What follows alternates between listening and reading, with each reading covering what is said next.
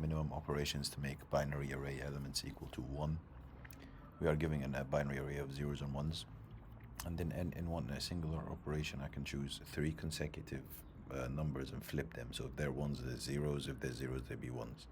Return the minimum number of operations to make all elements equal to 1. If it's impossible, return 1.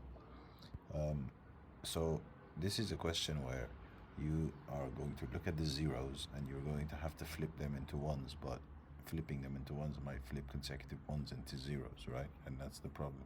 If you look at the hint here, which I did honestly,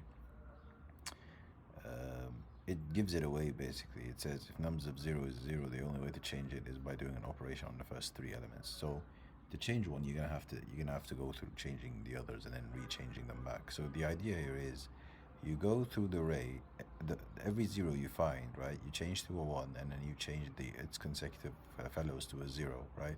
And then you'll go here, and then this is 0 now, and you're gonna do the same thing.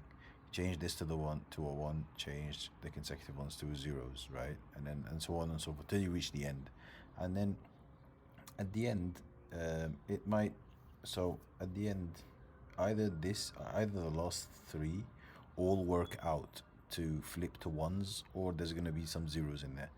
It's never going to happen for any other element in the array but the last 3, because depending on how the last 3 are structured. Like if the next flip would flip a 0 to a 1, and then there is a 1 over here, it's going to be flipped to a 0, so it's going to get ruined, right? So the idea is very simple. I just keep looping till this part. I stop here, which is the last 3, like I loop in pairs of 3 essentially, and then I look. If it's a 0, I just flip, right? Just flip whatever needs to be flipped, and then I add res because this is an operation. And then at the end, I'm just gonna check the last 2, the ones I worry about.